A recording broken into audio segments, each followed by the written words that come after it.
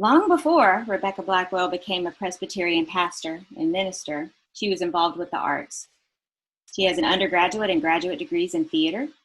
After graduation, she worked on the staff of the Mark Taper Forum, a nonprofit professional theater in Southern California. Eventually, she left that employment with the arts, but continued to have an involvement on a personal and volunteer basis. Today, she is a volunteer at the Arts Organization of Cherokee County, and she says that she enjoys photography. So we're very excited to hear from Rebecca this morning. Good morning. It's really wonderful to be with all of you. Those of you I know and those I don't know yet, thank you for inviting me, and want to share some things with you this morning. One of my calls in a prior life was when I served a church in Reseda, California. And I had an administrative assistant named Maureen who was fabulous, but not quite as fabulous as June was at Statesboro Press. Anyhow, Maureen was really good, but I could tell when Maureen was having a bad day because I would hear on the other side of the wall this thing go, and then I would hear the CD player open and a disc be put in, and then I would hear the button pushed, and Maureen would say, "Soothe me, Elvis." And sure enough, the sound of Elvis singing "Love Me Tender" would come wafting through the air, followed by a number of other songs. You may have noticed that the last 6 months have been stressful. There's been an impeachment, COVID pandemic, police violence against persons of color, economic collapse, and then there's the political news. Honestly, some days I'm so stressed, depressed, and oppressed by it all that my heart cries out, "Soothe me." And so I haven't channeled Elvis, but I will admit I have streamed songs by ABBA while dancing like nobody can see me. I've read beach novels and watched silly programs, and most importantly, I've taken my camera in hand and gone wandering out to the city on a dark night or to Gibbs Gardens, which is similar to the Botanical Gardens in Statesboro, to just bathe in beauty. I've used art that will take me away from all of it and that will calm me and let me escape for a little while. So I'm going to invite you to reply in chat. What have you been listening to or reading or watching while you're wrestling with all this disruption in our lives?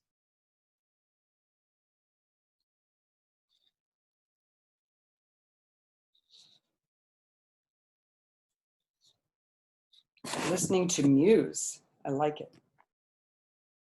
The Stormlight Archives. Haven't heard of that.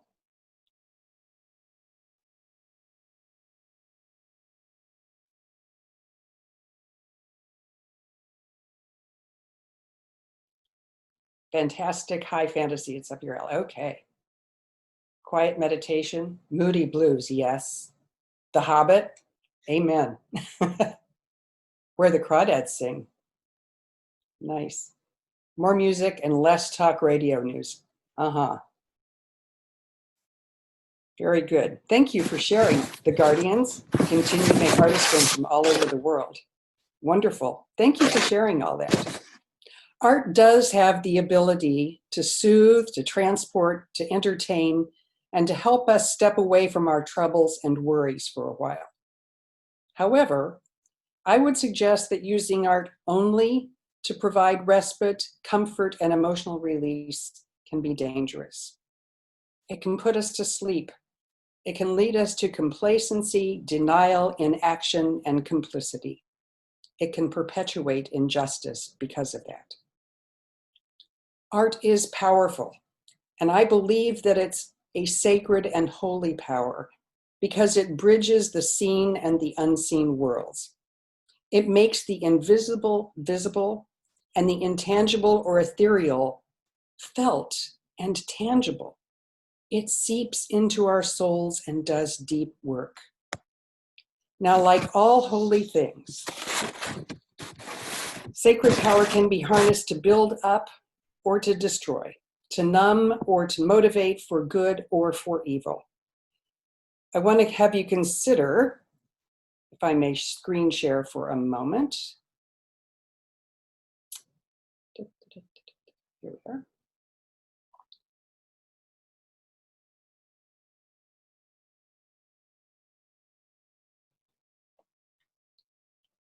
Hold on, there we go. All right. You are all familiar with the ways arts have been used to do harm in our world. There are things in our country that have pushed us to keep Japanese people away, or people of Asian descent, during World War II. There have been anti-Muslim arts. And then there's the famous D.W. Griffin's Birth of a Nation.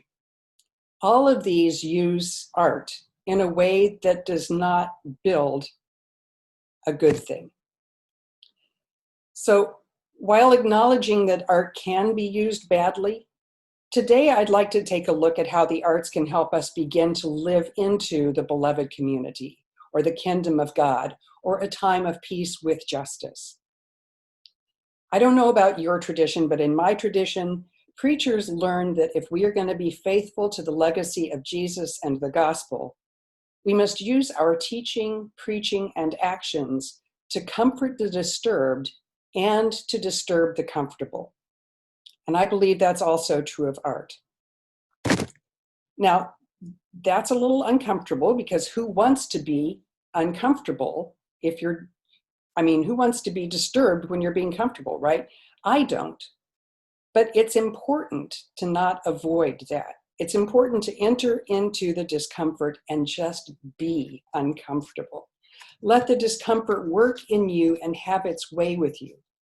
Let it change you and move you. The wisdom streams of pretty much every religion teach the power of working through discomfort and dislocation into a place of transportation. In my tradition, what this consists of is being confronted with our wrongdoing and changing it, making a commitment to change or to repent. I'd like to share this morning some of the ways in which I have noticed the arts being used to transform individuals, groups, and whole communities. And then, instead of an altar call, I'm going to give you a call to action. So let's start. As you heard, I lived in Southern California and Los Angeles for a while. In Los Angeles, in June of 1943, there were the Zoot Suit riots. They were so called because of these clothing items that a lot of the young Mexican-American people were wearing at the time. In June of 1943, there was a series of riots between the US servicemen and police where they invaded a Mexican-American neighborhood in East Los Angeles.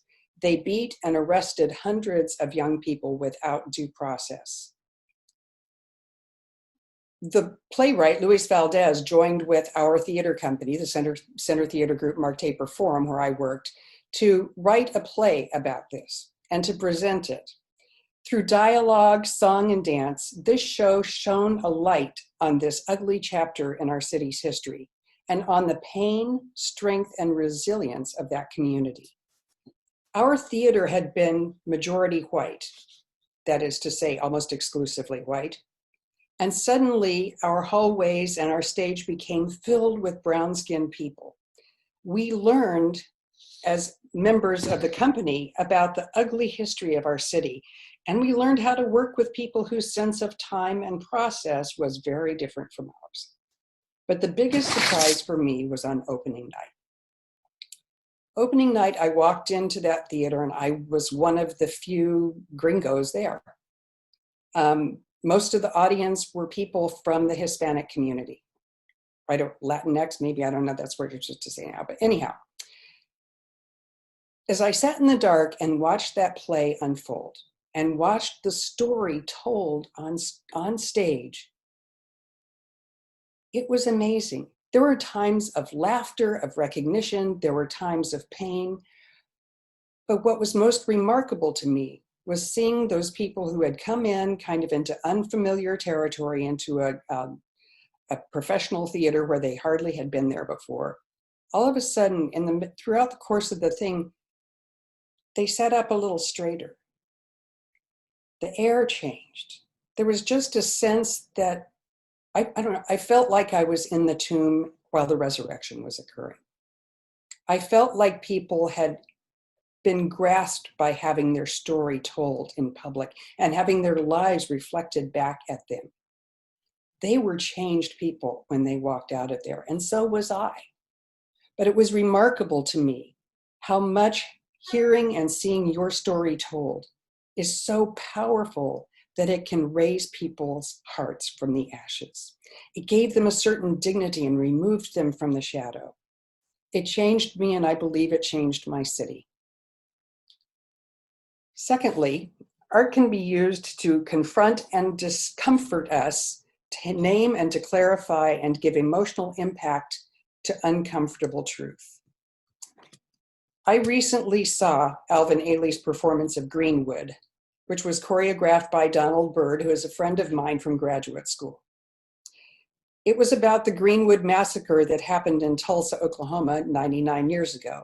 You've probably heard a little bit about that this week, given that Donald Trump was going to be having his rally in Tulsa, and people were kind of saying, you know, not a good time, not a good place.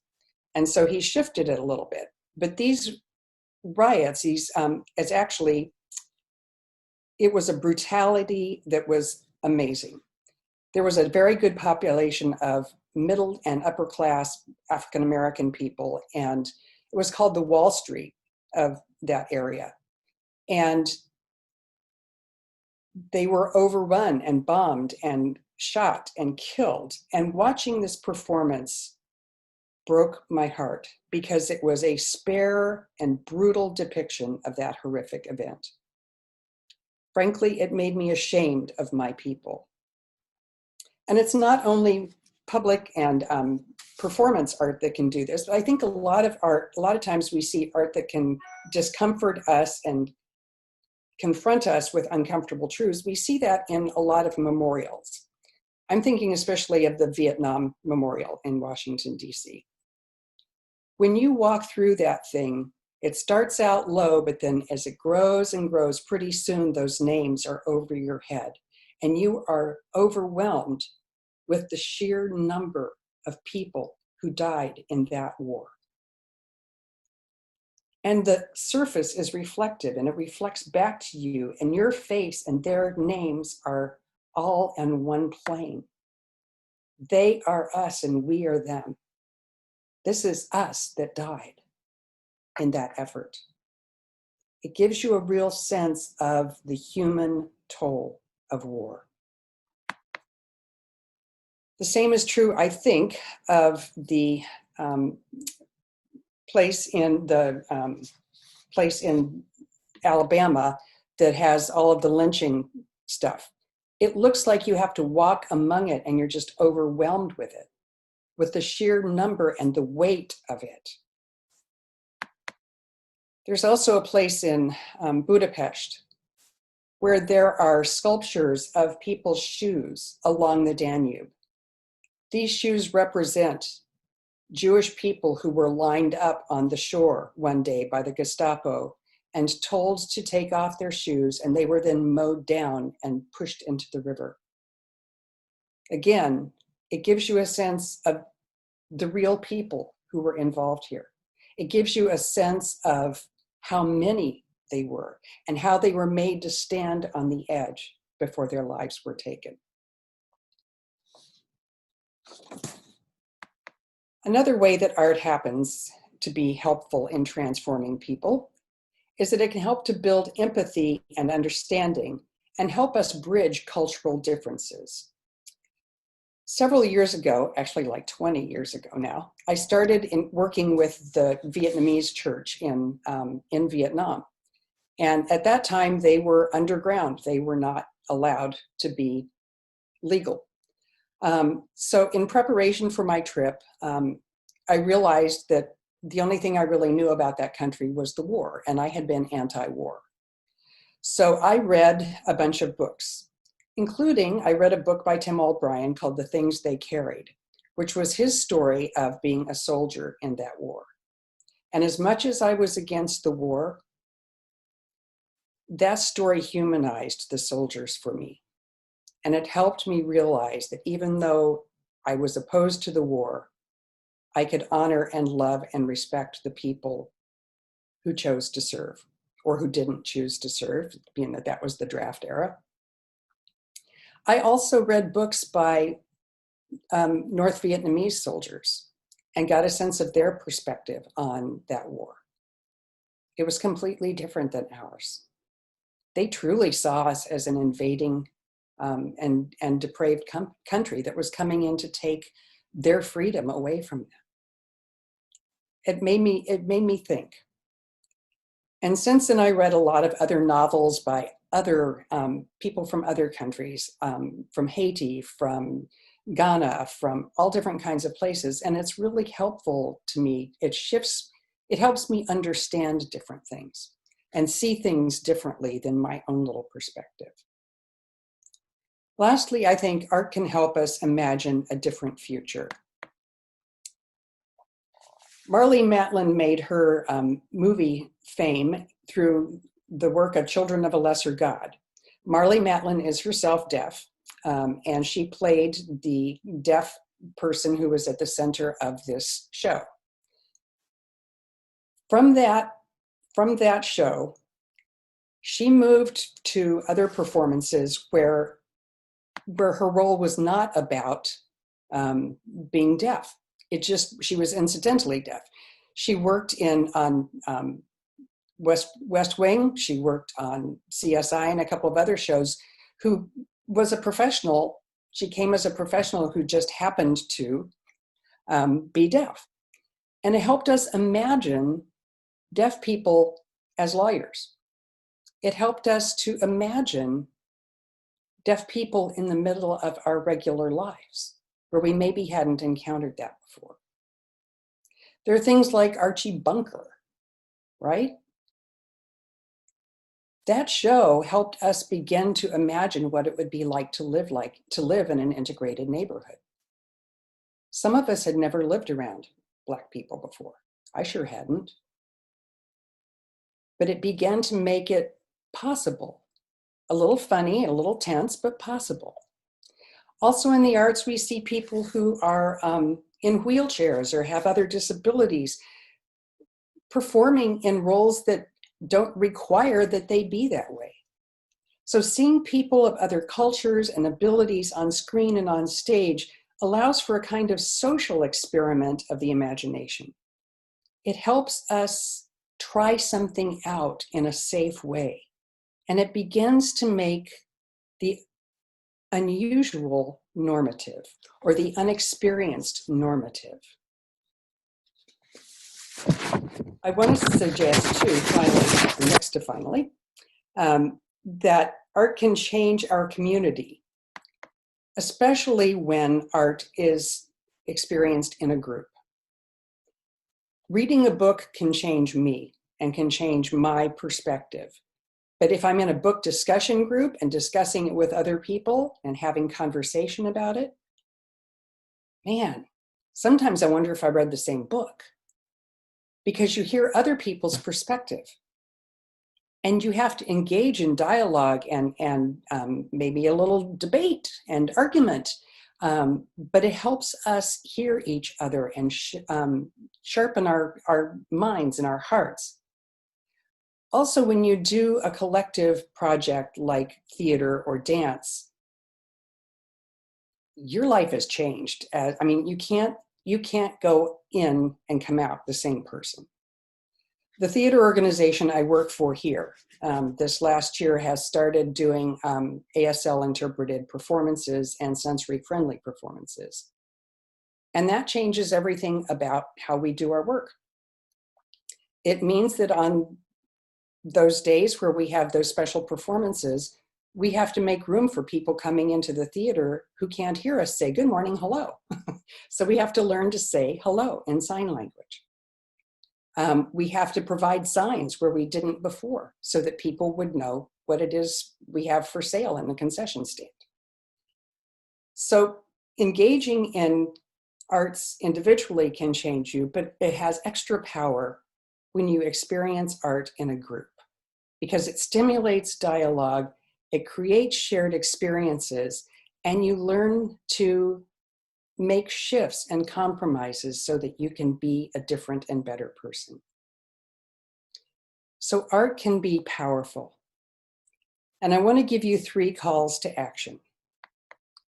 The first one is to diversify your arts diet. If you only watch PBS great performances, try watching something on Fox. If you only listen to PBS News, try listening to Fox News.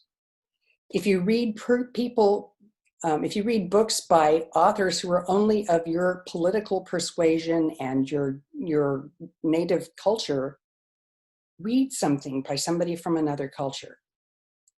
My housemate works in the public library in Cobb County, and while they were away from work this summer, they were continued to be paid, but they had assignments like reading books and making book reports so that they could better inform their public when they returned to work. So that went along for a couple of weeks, and then they threw him a curve and said, you need to read something that is not your usual genre and give us a report on that. And I thought that was really interesting to just sort of say, you need to step outside your comfort zone. And how often do we do that? Because when we seek to be comforted more than to be changed, we always read and reach for the things that are familiar or that are known or that are comfortable. So action item number 1 is diversify your arts diet. The second call to action is to support artists. Go to galleries, go to museums, go to performances. Buy a painting or a book or a subscription. Become a donor or participate in art making your own self. Madeleine L'Engle, who is the author of my very first favorite book, A Wrinkle in Time, says this: when we are writing or painting or composing, we are, during the time of creativity, freed from normal restrictions and are open to a wider world where colors are brighter, sounds are clearer, and people are more wondrously complex than we normally realize.